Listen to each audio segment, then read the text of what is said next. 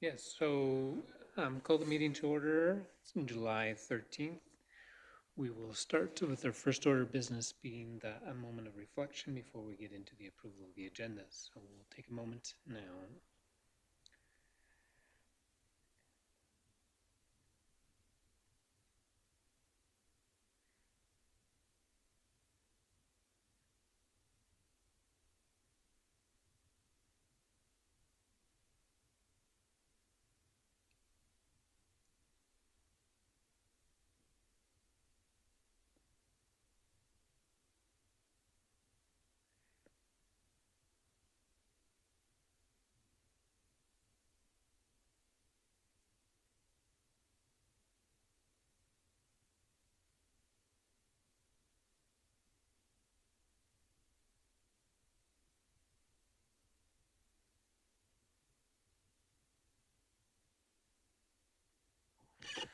So for the approval of the agendas, we have our first one tonight, the consent agenda.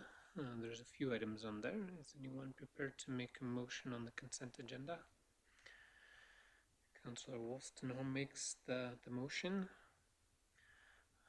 Just one comment I had on the consent agenda. I found it of interest, a letter regarding the River Valley Park. It's good to see those letters. I did also have a comment from a senior in our community that was appalled that the town would do something like this because they would like to drive down the river bottom and walk. So that, I just wanted to add that as another comment that I heard from a resident in our community. So the motion's on the floor if there's no other. Councillor Orr? If I could also just add a comment on that, I too had a conversation with a senior. I think that's okay to refer to them as such. She also had her letter in the recent Gazette, Okay. and she spoke with me at some length about wanting to have that open and access to that as well. Interesting. Well, it's good to get that feedback, and I think administration asked for that feedback, so we'd pass that on. Councillor Wolstenholme? I likewise had a conversation with a couple of people.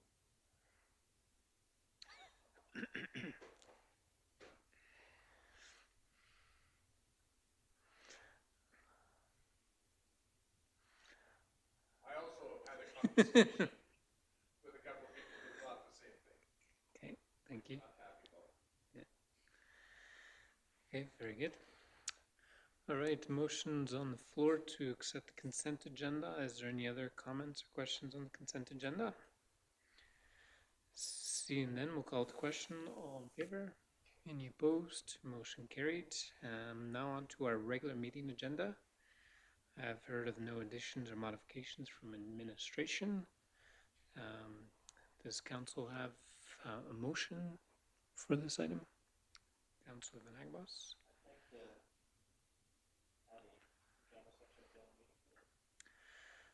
So a motion to approve with adding a legal in-camera item?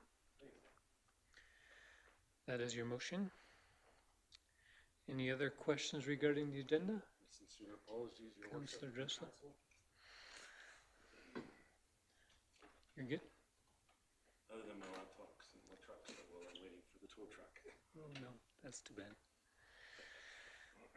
All right, so motion on the floor to approve the regular meeting agenda with the one addition. I'll call it the question. All in favor? Any opposed? Motion carried. So we have now opportunity for the good of council. If anyone has something they'd like to comment or share with the whole of council. If anyone want to start us off? Well, certainly, Your Worship. Councillor Dressler. Thank you very much. I would like to recognize the town of Fort Macleod, its staff and administration for doing an outstanding job during these times. I think they've been doing a lot to further us along within the community and our businesses as a whole, and I applaud you for doing such an outstanding job. Thank you. All right, any other comments? I know last Thursday I had an opportunity to go down to the Egg Society. They have their little indoor market going on, so it was good to see the little grouping trying to support the local merchants, so on. So that was good to see, and would encourage everyone to be able to take that in. And I did email council a few different items. Did have a few opportunities to meet with some stakeholders, especially the one that we'll be talking about later. So we'll address that, I think, a little later. So any other for the good of council? Councilor Monteith? Just from the library perspective, there's curbside service now, but we're not really confident in opening up the library to the public, so it'll be a monthly decision of what we're going to do there. So we'll look at where we're sitting in August and decide what we're going to do. Very good, thank you. Councilor Van Hagerbos? Better. I was away most of last week, and when I came back, I took a cruise down the main drag there, down to 12th, and I almost blew through a new stop sign. But it's good to see that that was added. So kudos to that. Very good. Councilor Edwards? I just wanted to make a comment as well about FCSS and their summer programming. They are, as the library is, reevaluating on a monthly basis and as things change from the province. So we're reevaluating constantly to see if we're going to do some in-person programming. But as it stands right now, we're going to continue with the programming that they've done, which is dropping things off at your home and having you follow online tutorials and do different activities and things. And I believe the bunnies are still available to find down in the Wilderness Park if anybody wants to go for a walk and find all those and stop by for a little prize. So, but they are still continuing to do lots of programming, and it's great to see. They have had quite a lot of interaction with the community that way. So it's good to see that people are partaking of it. And if you want to sign up, it's pretty easy. You can just give them a call. All right, that's very good. Anyone else? Seeing none, we will move on to our public hearing portion of the meeting. We want to change it up a little bit because I was made aware that bylaw 1912 has not yet had first reading, and we need first reading in order to go to a public hearing. So I think if council would so be entertained to make first reading motion for bylaw 1912, and then we'll get into a public hearing on that right after that.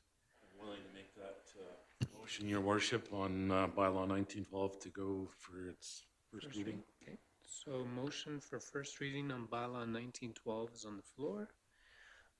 Any comments, discussion? Councilor Van Hagerbos? Okay, so Van Hagerbos is declaring a conflict. Thank you. So being this is first reading of bylaw 1912, depending on where council wants to go with this, obviously I think administration would appreciate 3 readings, but if we can't get that tonight, then it would have to be another night. Because we're only meeting until August, does anyone have any questions for administration perhaps to start on this? No questions? Councillor Orr? Councillor Orr does. I do, I'm just looking to find it. I know that we've looked at this in some detail previous to this first reading, and appreciate the additions and changes that have been made. I think it's quite clear. I did have a question on section 6.3.1, whether the adding of the years 2020, 2021, and 2022 confuses the matter, because that would suggest that if an exemption was given in 2022, that would run for that application 22, 23, 24. And this could be confusing to suggest that the exemption can only run from 20 to 21 to 23. And so I would suggest that we just not have those years in there so that that confusion doesn't arise. Unless there's a different interpretation, that's how I interpret that. Yeah, in some ways the whole 631 might be able to come out, I'm not sure.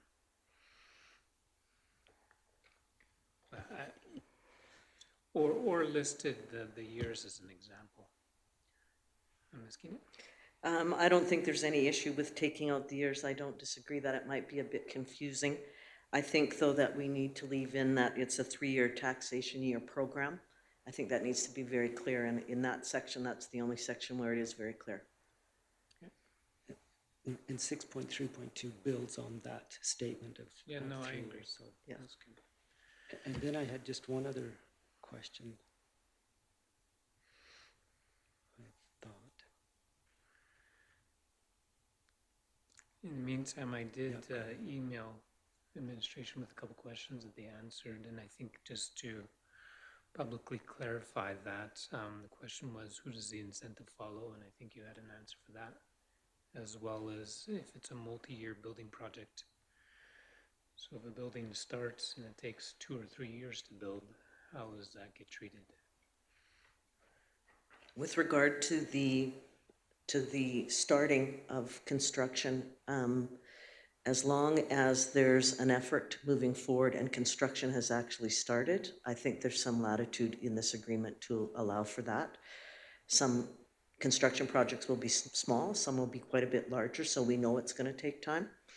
With regard to the actual tax exemption, it will follow the property, not the owner. Very good. Councilor Ward, I'm did you good. have something? I'm good, thanks. Okay, you're good.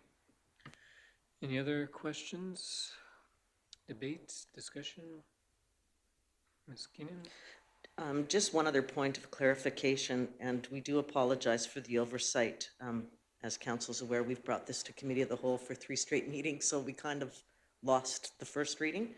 However, just for clarity purposes, we have done all the necessary requirements for advertising, so we can in fact move to first, second, and third reading tonight, if council agrees. Very good. All right, so motion for first readings on the floor. So we will, if there's no further discussion or question, we'll call it the question. All in favor? Any opposed? Motion carried. And being this is also an advertised evening for bylaw 1912 for the same tax incentive bylaw, a motion from council to open the public hearing for bylaw 1912. Councilor Dressler makes the motion. So moved, and may I make note that we did discuss to take those 3 dates out for the years on that section as well, so that when it's for the public hearing, that those 3 years are not attached to that section, but the section remains the same. Yeah, we can include that in second and third reading. All right, so being this is a public hearing, is anyone in the gallery wishing to speak for or against this bylaw? Asking once, twice, 3 times. So a motion from council to close the public hearing for bylaw 1912. Councilor Wolfson makes the motion. Called the question, all in favor? Any opposed? Motion carried. So we will entertain at this time a motion for second reading of this bylaw. Councilor Edwards makes the motion to approve the bylaw. Would you want the edit made at this point? Yeah, to approve the bylaw with the removal of the 3 years. Yeah. In section 6.2, I believe it was. 6.3.1, oy vey.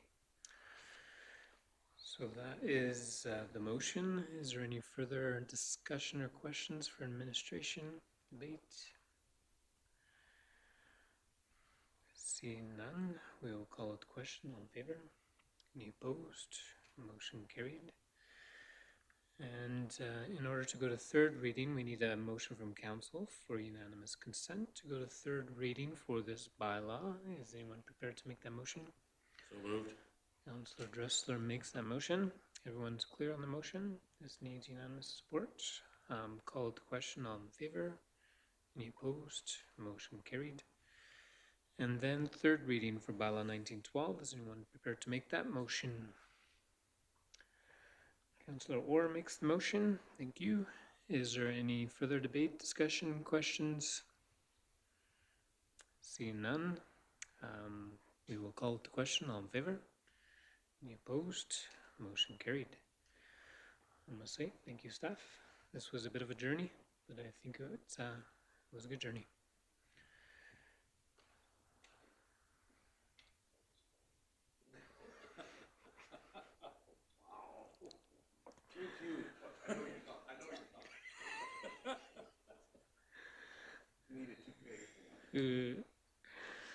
All right.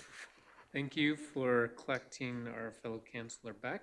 We will carry on then with new business. We have bylaw 1918 in front of us.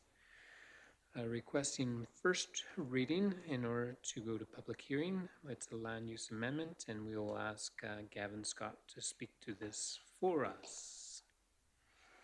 Thank you, Mr. Mayor. Bylaw 1918 is to redesignate Lot 28, Block 393, Plan 92B, from residential to commercial neighborhood. The proposal in this case is to, once the zoning's in place, is to move forward with a daycare. The background is that this property had formerly been a church for many years and is once again up for sale. So that'll be something to discuss. Introduction of the bylaw tonight is just to seek your approval to move forward with the public hearing scheduled for August 24th.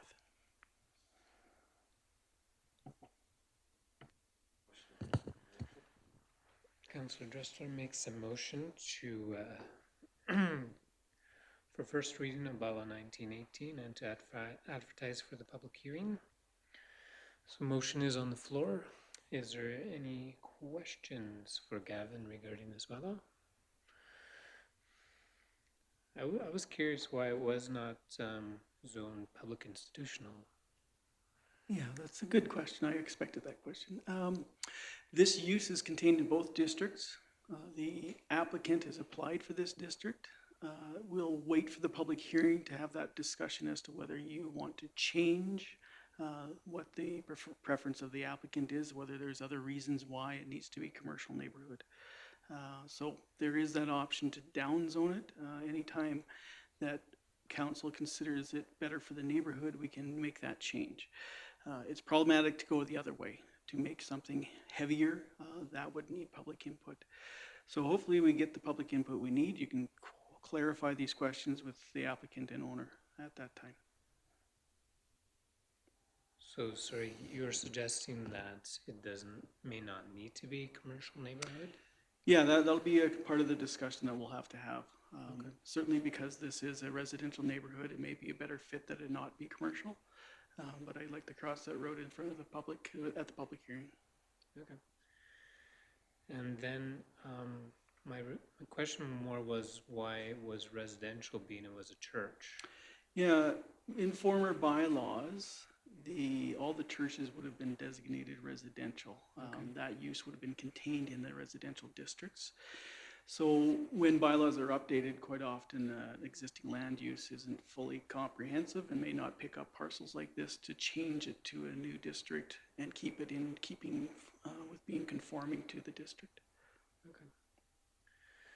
Right, thank you. Councillor Dressler?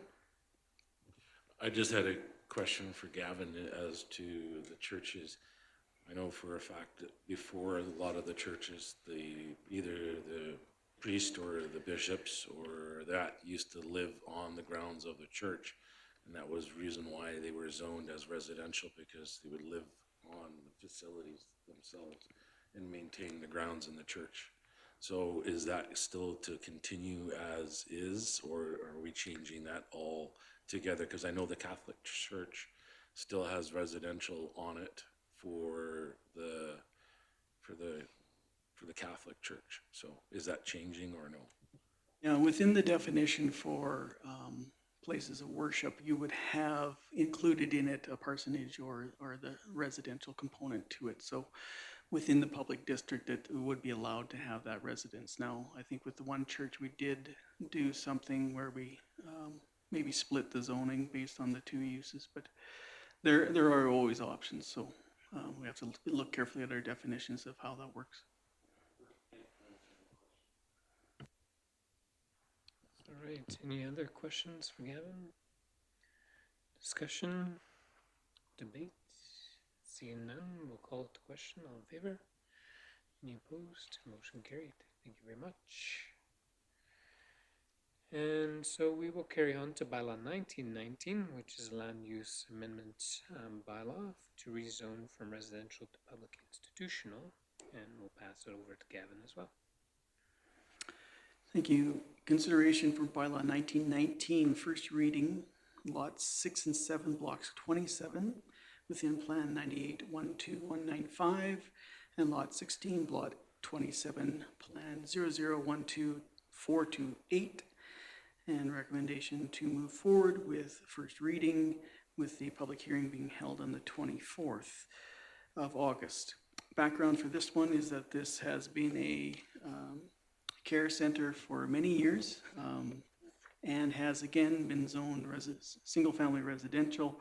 Changes in the bylaw have come about so that it is non-conforming with its district, and with a new ownership, they'd like to get that squared away. Part of my recommendation was that the town property in the rear of this be zoned as well, and that is the access to the rear of the property as well as the access to the condos to the north, and there is a small portion of open space. So I recommended that be moved forward into public as well.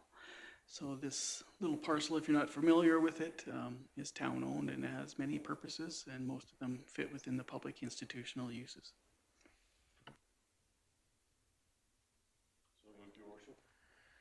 For first reading and public hearing. Yes. Very well. Any questions from staff or from council for staff? Councillor Dressler has a question. In light of the letter that we have, is that giving them for August 24th, you said, for open house for this? Is that giving them enough time to have that discussion with the community in that area for that change?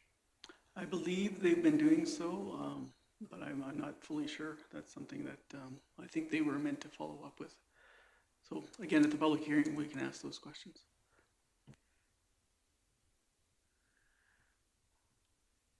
Am I correct in that there is 2 accesses to that land in that area? One for the condos and one's for the park, correct? Or the... Yeah, so the care home itself has an access on the front off the street, as well as through the town property to the rear. And that property also services, like I said, the condo at the north end of the town's parcel. So we'd like to zone it as public land then? Correct. Green space? Same thing, yeah. Well, it seems there's still only one access though, isn't there? There's an easement across the town property to get into there, yeah. Into the condos? Yeah. Well, both. There's an access easement to allow that to happen, yeah. Okay, so there's the easement for either properties. Right. And just one driveway, they both use it, yeah. And currently that green space is zoned residential, but it should be public institutional. Okay. All right, so motion's on the floor. Is there any other questions for administration? Discussion, debate? Councillor Dressler has the last question. I did have a note, and I just wanted to bring this to administration. So with that being made as a public, we're going to be maintaining that for service to make sure that it's clear and free of snow and all that for there to get into that. Just a question for Adrian and his department. That's outside of this discussion, I think, but I would have to look into what we were doing. I imagine we weren't doing any maintenance on it, so whatever stands at this point would probably continue. Thank you. okay. Well, being there is no further questions or discussion, we will call it the question. All in favor? Any opposed? Motion carried. Thank you. Thank you, Gavin, for coming out. Moving on then to bylaw 1920, a community standards bylaw, presented by our CEO, Sue Keenan.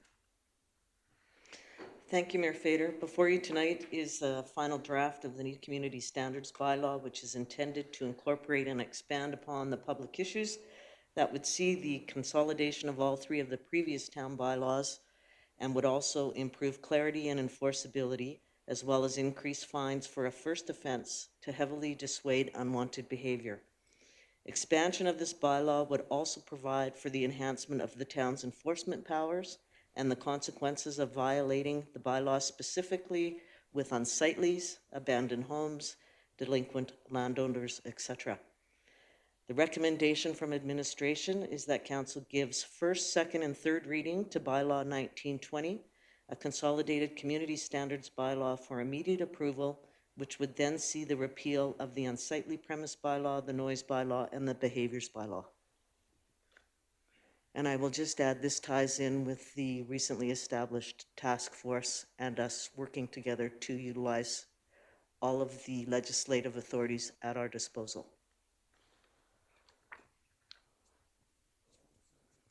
The request is to go to first reading, so a motion from council for first reading. Councillor Wilson makes the motion. Any questions for administration?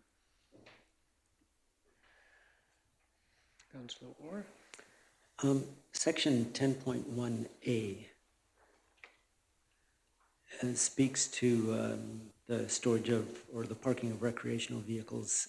So can you provide some clarification on what constitutes an approved driveway or parking pad? Later, the parking pad suggests, that, and so I'm just wondering what that is. I can speak to that just slightly. Our land use bylaw does declare in it what an approved parking pad is, and there is a minimum amount of property that can be designated a parking, so you can't have your whole front yard as driveway or whatever, and it has to also be of a certain substance, so gravel, pavement, concrete, that type of thing. But the land use bylaw does speak directly to approved parking pads. Good, thank you for that clarification. And then just one other section, and I'd raised this in a previous email, section 16.5. I would welcome some consideration as to those hours of restriction. So 16.5 speaks of noise, that a noise or disturbs the peace of any other person before 7 a.m. or after 11 p.m. I would suggest that maybe be after or before 8 a.m. and after 10 p.m. I'd like that a little more restrictive than the 7 and 11. Okay. So that would be... Councillor Ms. Keenan? Well, thank you, Mayor Fader. When Councillor Orr sent these requests last week, I did have a chance to talk with Wes and Lisa, and we did do some research on surrounding areas, and one or two came back at 11, the majority came back at 10 p.m., but the majority of them also started at 7, so it was 7 till 10 p.m. So there's some flexibility there. It's council's decision what hours you'd like us to apply this bylaw. Councillor Dressler? I speak for the timelines that are designated, because we also have to take in consideration that we do have agricultural within the community, especially up in the areas of the Deer Path Meadows, where they do harvesting into the wee hours of the morning. It is something that we're accustomed to. So yes, the ability of having the flexibility of times, and then same with also businesses that start early, especially during hot seasons and or cold. So there's got to be some flexibility in the times, and I certainly agree with it. Section 16.5 speaks specific to any construction activity. Yeah, so I would speak against that change personally. I've never heard of it being a problem, but also Councillor Dressler made reference to that in construction season for a contractor to start at 8 a.m. on framing a house or doing work on a construction site is very limiting to their crews. going past 11, or past 10, I don't think would be as big of a problem. I've not heard of anyone having a problem with the 11 o'clock, but and rarely there's only a few areas of the town where I think that would even come into play, because it would depend on where there's available residential lots to do construction as well. So yeah, changing it off 7, I would speak against. Changing it from 11 to 10, I don't think would be a huge problem. Councillor Venagos?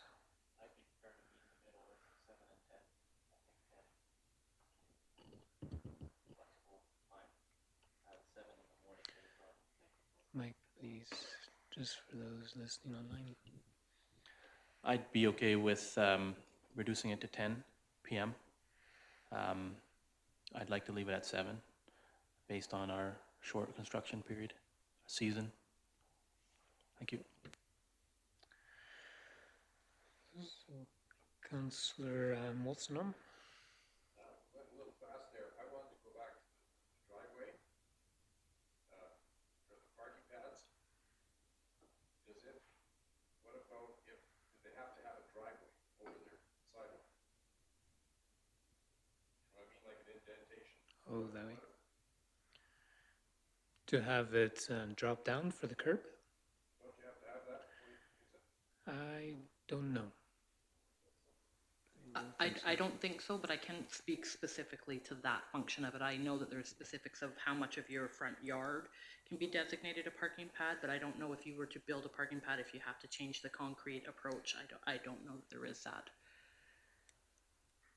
Yeah, I heard it had to be that, I remember we had this come up a while ago, and it was said that it should be, the sidewalk should be indented. Otherwise, if you drive over it, you can crack it, if it's heavy. And I don't think anybody really cares if somebody does it once or twice or something. I'm talking like all the time you're doing it though. Councillor Venagos? I have neighbors who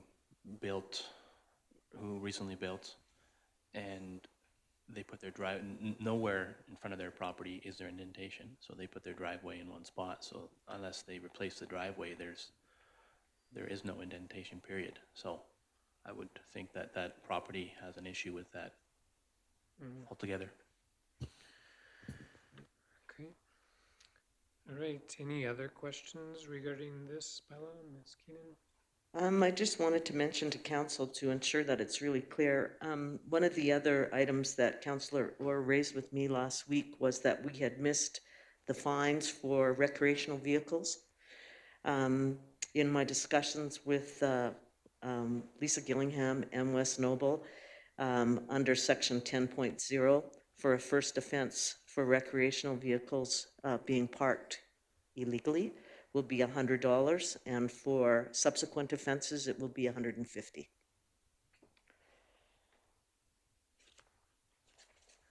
Okay, is there any other questions? And so was the bylaw reviewed to determine that that was the only offense that was left out? Correct. Okay.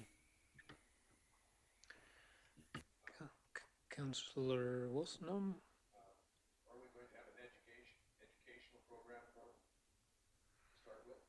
Or are we just gonna nail it? I'm curious, I'm not saying one way or the other. No, we're definitely not going to just nail people. We have had some major conversations about how important the educational component is and how we haven't been overly proactive in that vein. So with the majority of these offenses, we will definitely be educating, but not all of them.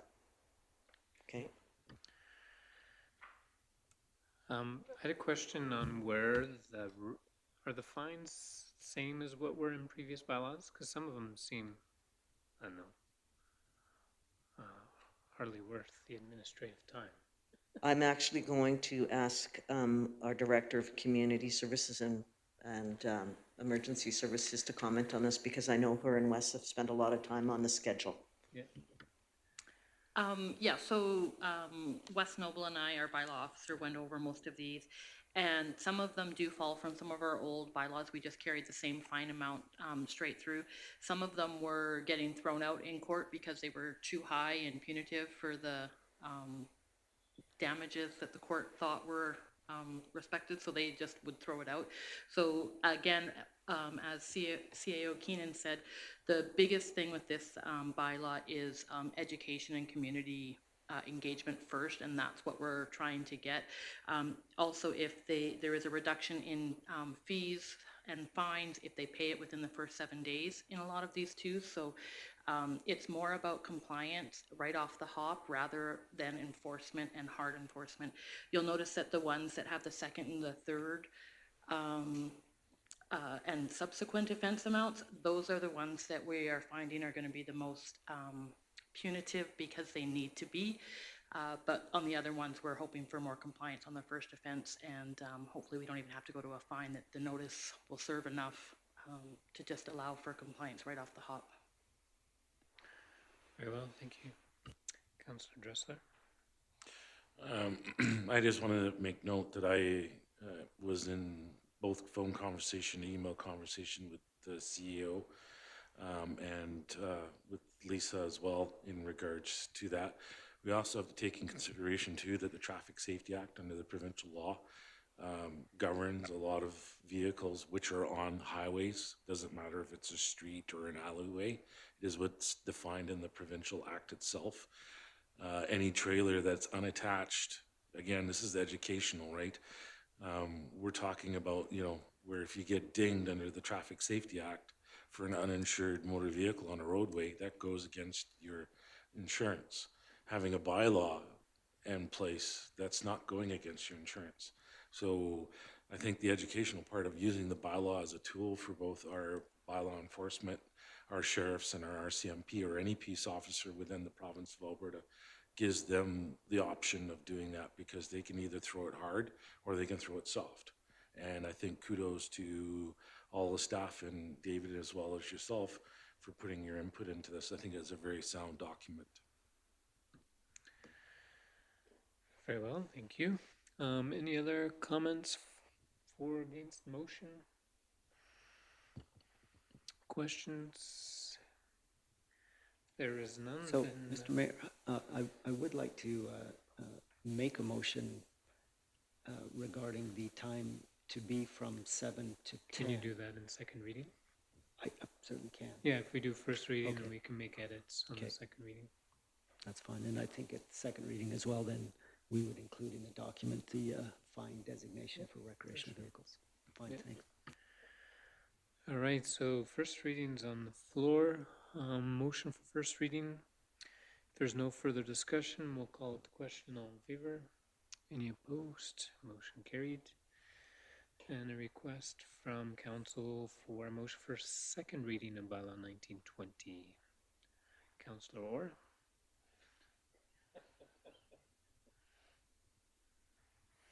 So I'd like to make a motion to pass it for second reading, subject to a change in section 16.5 with the time limitation, 16.5A, reading before 7 a.m. or after 10 p.m. Monday through Saturday.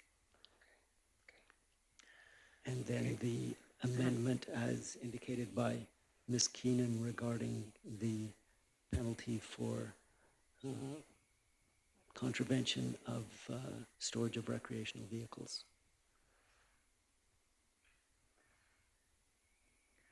Is that not already in there, improper storage or parking of recreational vehicle? Not the stated 10.1 penalty amount. 10.1 in mine shows $10.1, $100 and 150. So you, I don't know if you updated it. It was an updated version. This is what I'm reading anyway, so. That's the problem with paper. So Sorry. just the one edit? then, So just the Councillor one Warren? edit, yes. Yes, so approving, going to second reading on bylaw 1920 with the one edit in 16.5. Sorry, if I read 16 correct, do we want the noise to be amended to 10 PM for a Sunday then, or a holiday too? Yeah. Because to me, I'm reading it as the noise would continue to 11 PM on Sundays and holidays, but not during the week? Or am I reading that incorrectly? Correct. For both, thank you.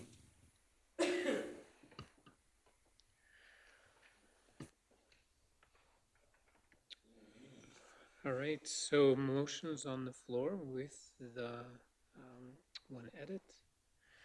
Is there any other discussion? Sorry, can I add one more edit on there, No. please?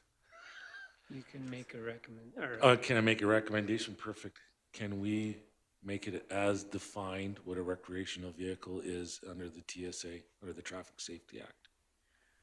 So our traffic bylaw is not being repealed, so everything would still remain in effect and reference to that act in that bylaw. Perfect. She is already ahead of me, so no, then I don't have to put anything in place. any other questions or comments on this bylaw? Seeing none, we will go to question on the motion. All in favor? Any opposed? Motion carried.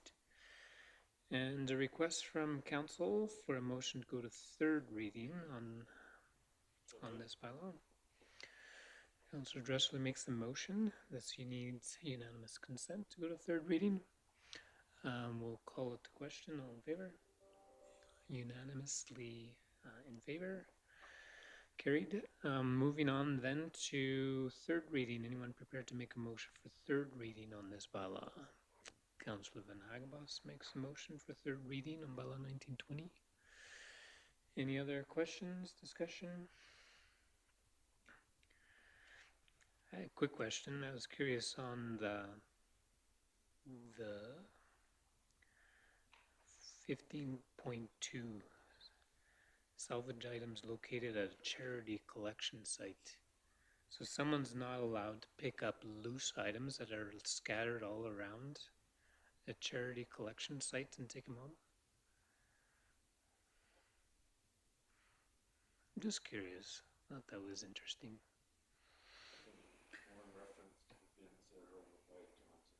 Yeah, that's what I mean. People pile stuff all the way around them. Why can't someone pick from that? Because they're designated specifically to that charity, not for, I mean, if it's garbage, that's a different thing. If a bag's been cracked open and it's spread out all over the place, I would think that would be a bit different. But these are dedicated to a charity, and a lot of times those bins are full, so people do put bags by those bins. They then belong to the charity. Yeah, I think a lot of times they're not in the bins because people don't bother to put them in the bins. So that's where it becomes a bit of a challenge. And then that becomes part of the education process for us. Okay. Oh, very good. I found that curious. Okay. So motions on the floor for third reading. Any other comments or questions?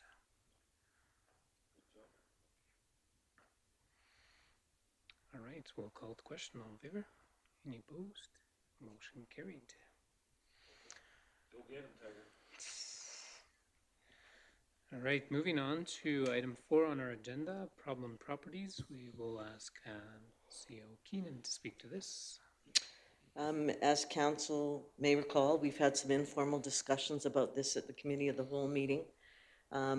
This initiative is one of several being undertaken by the town of Fort Macleod in conjunction with the Safe Communities Task Force, and may include drug houses, derelict properties being used by drug users as flop houses, and those premises beyond repair that cause an immediate danger to area residents. The motion before you tonight, and of course there's always costs when you start to have to do abatements and remove garbage and contract people in to do that, that council approves the allocation of $100,000 from the land reserve to assist with the cleanup and or demolition of problem properties and legal fees when required. Okay, very good. Recommendation is before council tonight. Is anyone prepared to make that motion? Councillor Dressler, you have your hand up. So moved, Your Worship. As per the recommendation. As per the recommendation, I do have one question to go along with that one, and then the CAO can answer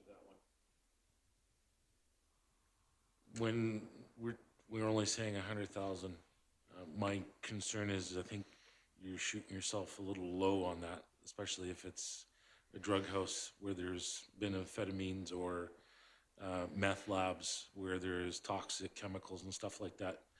You may want to put a little more to that as to the cost. I would still be willing to approve this as 100,000, but I think you're shooting a little low on that one, especially when you're talking about cleanup of a house that's been designated for the use of cooking meth or anything else like that. CEO Keenan? Thank you, Mayor Fader. I appreciate those comments. I would like to leave it at 100,000. My intent moving forward is that when we get into a situation where the costs are exponentially higher, I will bring in that information to council anyway and asking for additional monies out of reserve. But for right now, to get us started, because we do have 3 properties that we're waiting on cleanup for, but we're in a holding pattern because we don't have any funds identified. I'd like to leave it, the recommendation, the way it is, knowing that I'll keep council updated on this project as we move it forward. All right, Councillor Wilson.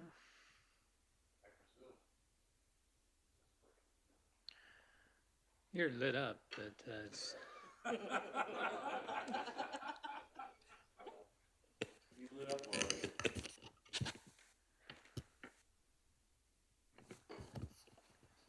How about now? Yeah.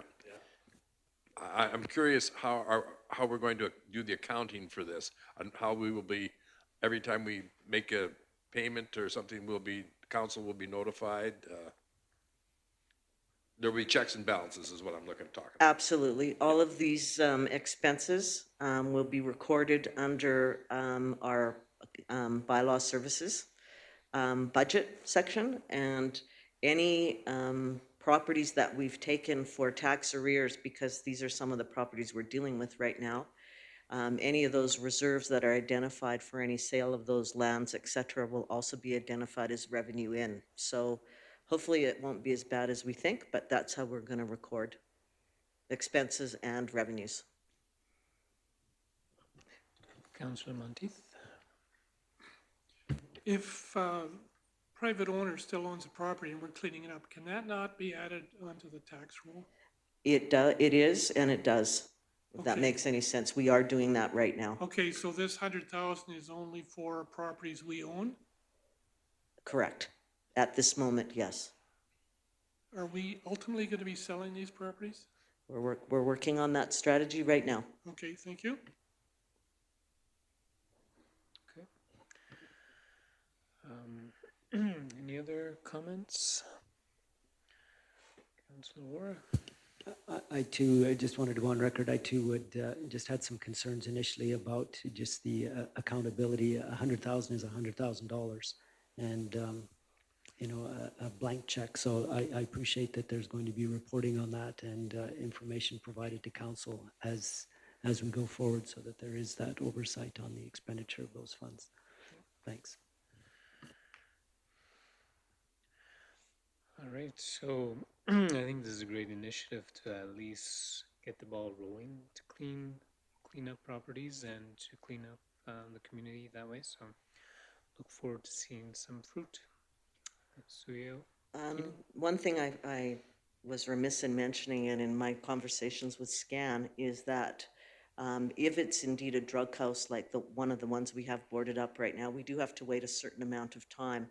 But we can also apply to SCAN for some relief in terms of what needs to happen moving forward with those expenses, and we are going to be exhausting all those possibilities too. Very good, thank you. All right, if there's no further questions, the motion is on the floor for approval of $100,000. There's no further discussion or debate. We'll call the question. All in favor? Any opposed? Motion carried. Moving to financial services, 2020 tax recovery public auction, CEO Sukinen. I know it's a mouthful.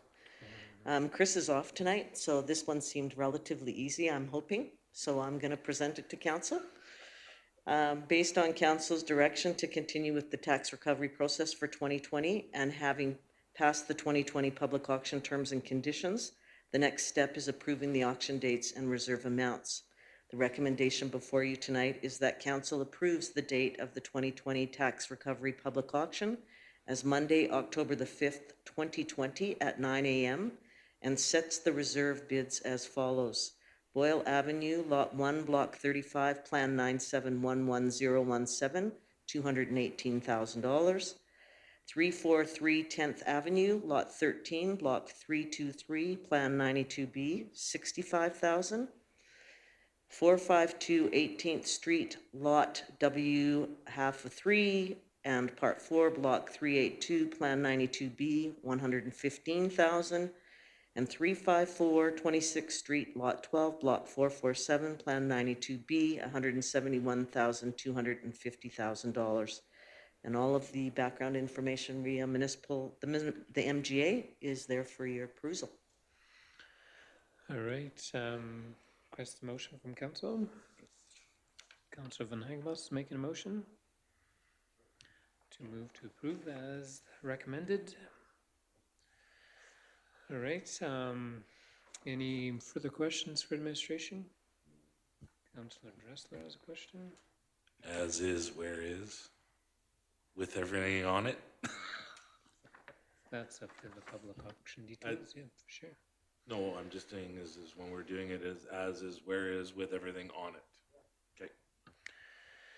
Very good. 343 10th Street it is. I think you had mentioned Avenue, just for those on the call. That's fine. So if there's no further discussion or debate, Councilor Van Hagenbos. I have a question. These reserves are based on appraisal, correct?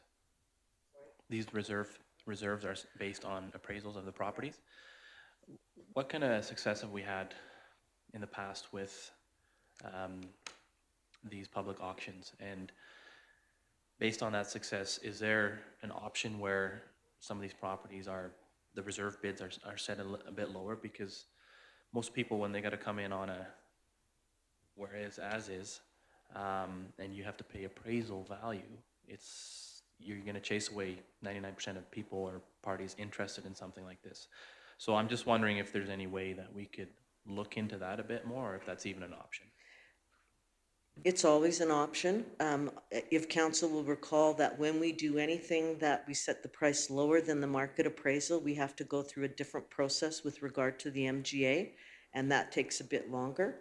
So if there's any of these properties on here, if you're aware of them and you think that the appraisal is a bit high, it's always council's discretion to determine what that price point should be. I think we need to be very careful about the precedent we set with that, however, but anything is possible. Thank you.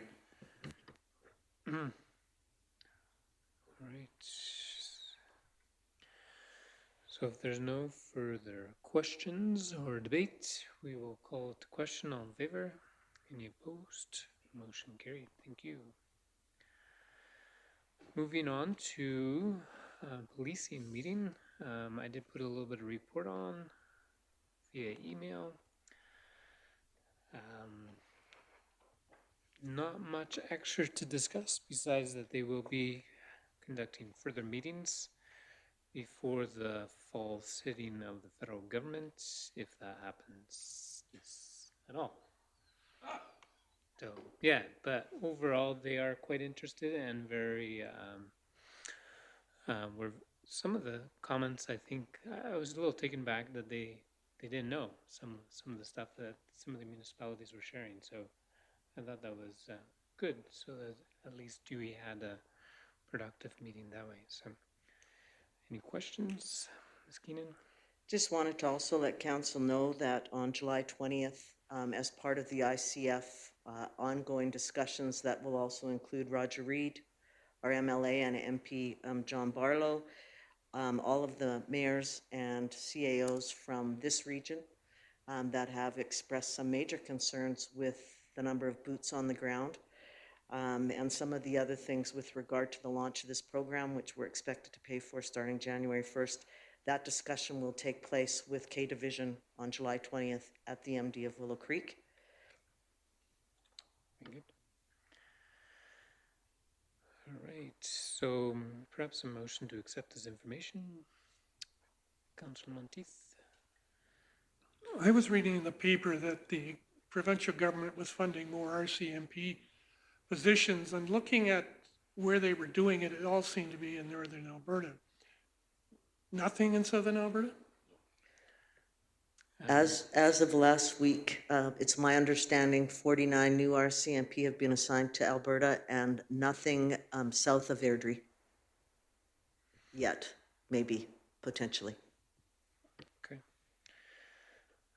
Yeah, so motion to accept this information.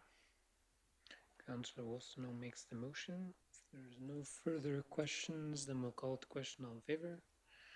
Any opposed? Motion carried.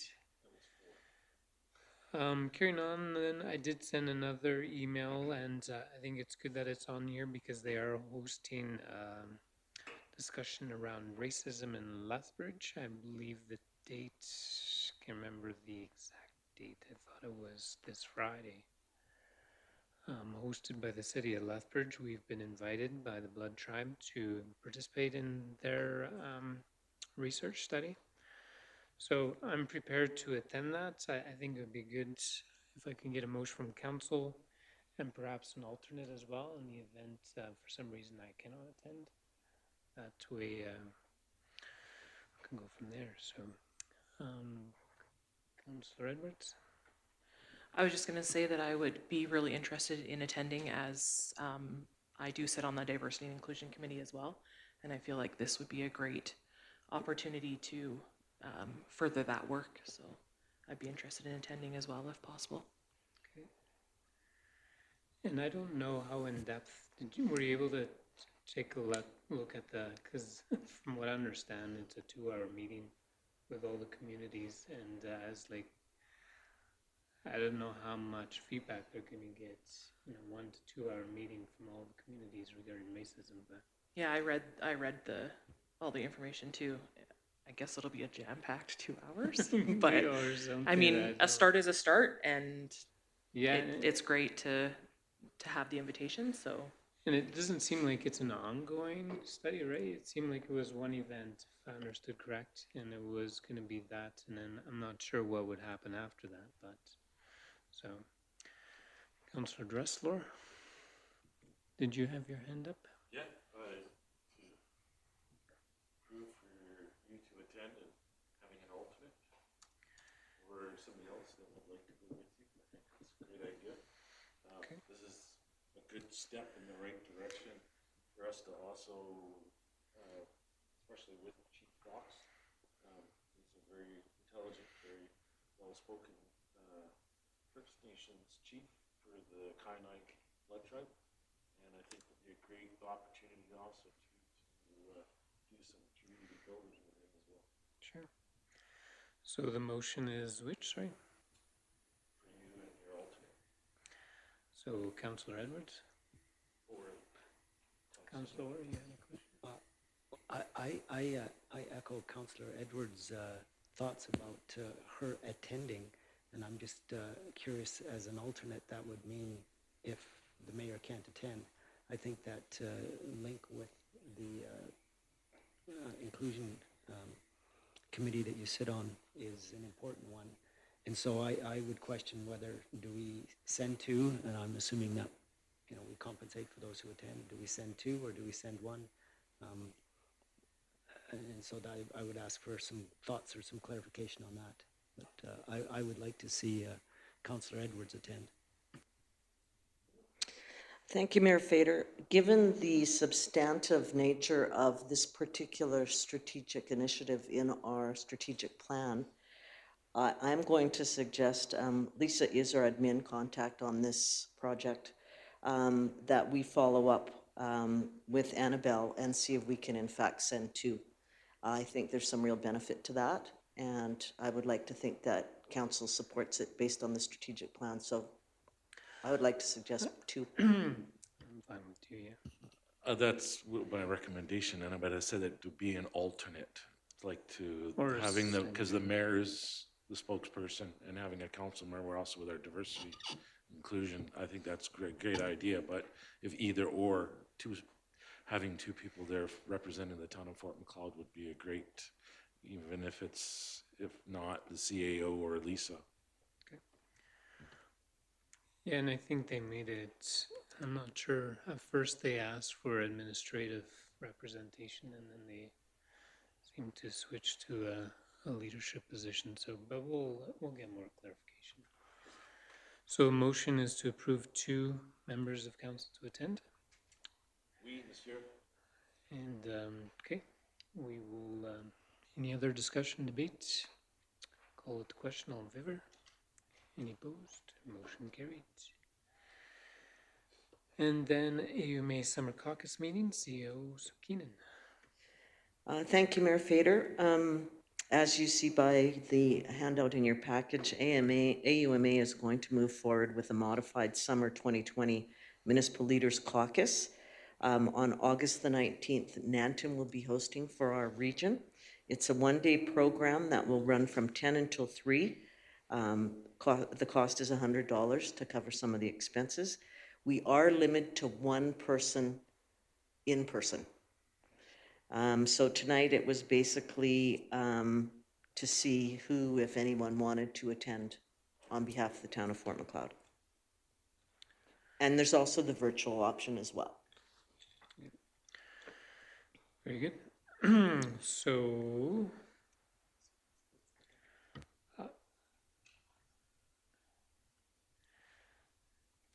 Councillor Dressler. You have a When question? you, yes, I did, Your Worship. When I was reading that, now that virtual, is that anybody can be on the virtual, but at least the one attendee that's in person is the one that's doing the 100. So could we do the virtual here for the rest of council? Absolutely, if that's council's wish. And it's $25 per person to do the virtual, so, but we can do all the registration, I just need to know who it's gonna be. So I would like that we as council be able, because we have all the IT stuff here, that we can sit in on it from here and then have one of the council members or the mayor attend. I guess that would be a toss of the coin, head or tails.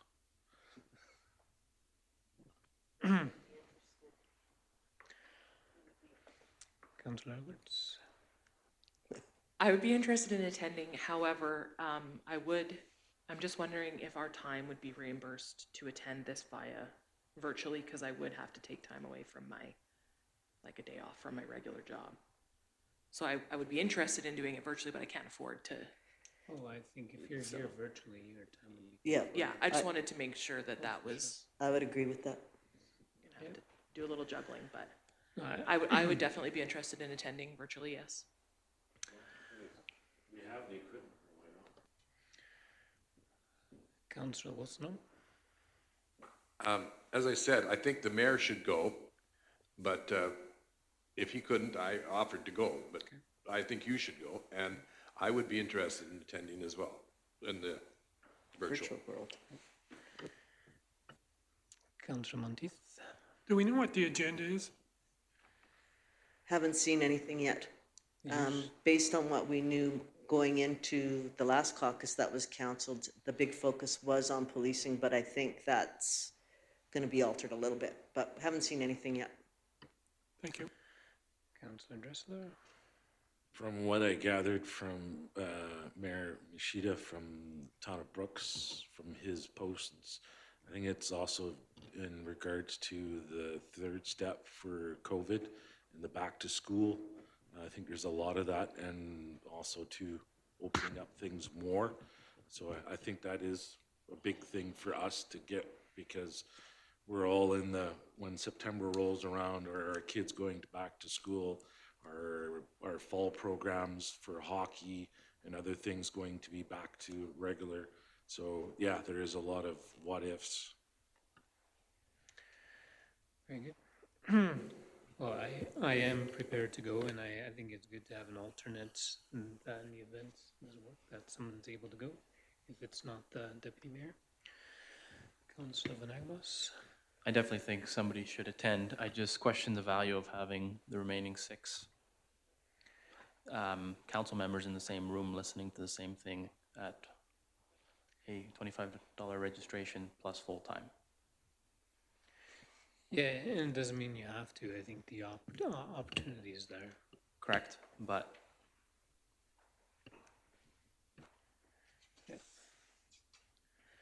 Okay, very good. Is someone prepared to make a motion on this item? Mr. Mayor, one point of clarification, just reviewing the information that was sent. It speaks of the session on August 11th will be streamed on Zoom to allow for more, so it's not the 19th, that those who would be watching online, it would be the 11th. And then it may be a second session on August 20th. Okay. And I echo Councillor Van Hagenbos's concern or observation as well. So we've talked about that in terms of our budget as to whether or not everyone needs to attend, and I probably would be willing to defer and learn from those who would attend.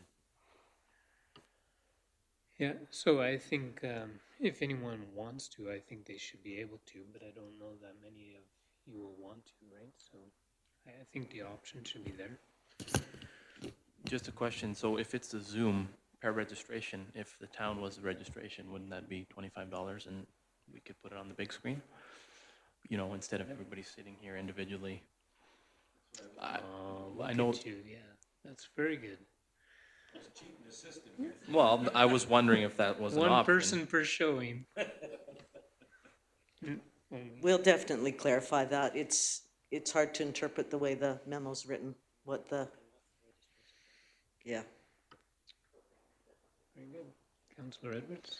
I think too, it will, once the agenda comes out and we get to see a little bit more about what is actually going to be presented that day, it'll make a lot more sense whether some of us, more of us should take time to sit down and listen, or if it's, you know, fine for Brent to go to his, and if maybe one person does the virtual one. I mean, I'm fine to just go to my regular day job and have other people sit and listen, but if it's something that I feel is, I think that maybe more ears aren't a bad thing. Sometimes you hear different things and you have different perspectives, so different things stand out. So it's not necessarily a terrible thing, but I agree that not all the rest of us don't need to be sitting in a room staring at a screen, so. No, for sure.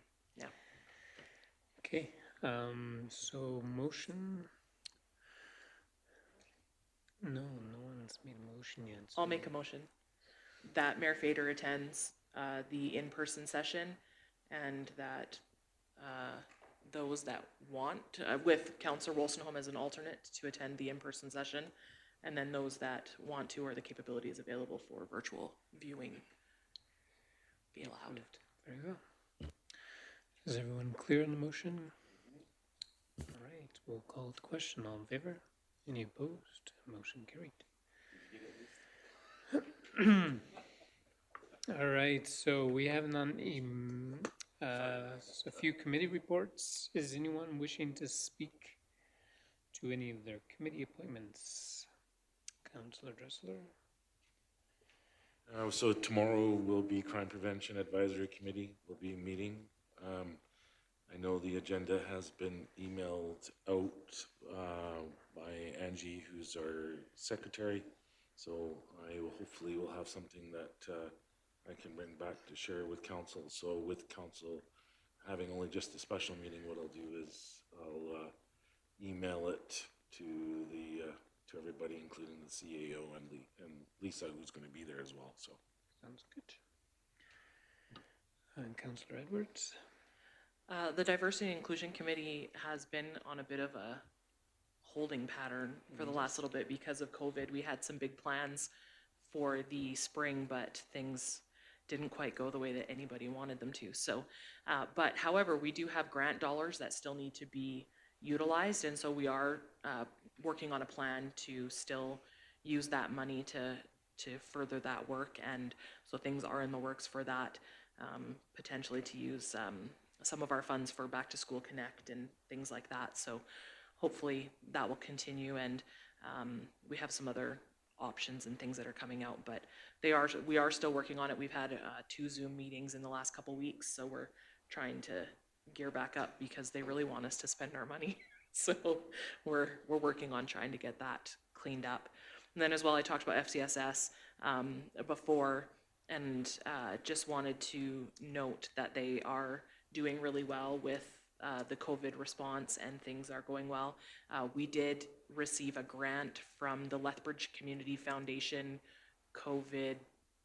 It was a really long name, but FCSS was successful. I believe it was $17,000 that FCSS was successful in obtaining, and that allowed to pay for our summer staff starting early, because we had them begin earlier than normal so that they could start doing some online programming for the kids who were at home, as well as some increased hours for our administrative assistant, so that some of that increased load could be shared amongst the staff. So we're really grateful that they were able to have that grant come through for them. So. All right, any other comments on any committees? I know Highway 3, and you've probably seen it large and wide. On July 2nd, it was announced that there will be $150 million spent on twinning piece of highway from Tabor to Burdett. So that was good news for the association. I think they have spent a lot of time and energy advocating for this, and it's definitely paid off. So that was a big win. And the fort, more committee report. We did have a meeting in June, but the fort is open. The ride has started. Needs to be a bit of an interesting ride because of the social distancing. So the ride is a totally different ride. So they're hoping it would be somewhat attracting more people as well to see a different ride than typical. So we'll see how that goes. All right. Any other committee reports? Councilor Nagbos. This speaks to a previous committee report. I think Councilor Monteith spoke to that last time regarding Roger Reed and the meeting/conference call we had regarding affordable housing. And now there was some news last week where the province created an expert panel to review affordable housing. So interested to see what good will come of that. Very good. All right, Councilor Orr. I thought I should just make a comment regarding the Empress Theatre Society and how they're doing. I certainly am not going to try to give a full financial report, but just in broad terms, their projections to the end of the year is that they were looking at a cash deficiency of just under $50,000. And so for a number of reasons, and they're unclear yet, the community play is actually quite a large fundraiser for them, and it's uncertain as to whether or not they'll still be able to do that. It's been deferred and deferred again, and as you can imagine, it's a play where there's a lot of not social distancing. Anyway, so they're looking at this $50,000 deficit, and the way that they're looking to cover that at this point is they've applied for a CEBA loan of $40,000, which $10,000 of which is forgiven if the $30,000 is paid back between January 2021 and December 2022. And then they're looking to, they're bringing forward utilization of some casino funds of $8,000 that was earmarked to be used in 2021. So that basically covers that shortfall by way of a loan. So that's going to become an issue in terms of repayment come 2021. So they have not reopened the theater yet, other than for private bookings, and they're looking towards the end of July, perhaps, to open the theater for movies. They have concerns about being able to maintain the physical distancing and selling of tickets and selling of concessions, so there's some issues there. However, in Lethbridge, other theaters have opened and are making their way with that, and so perhaps by the end of July, there'll be protocol in place where they can open.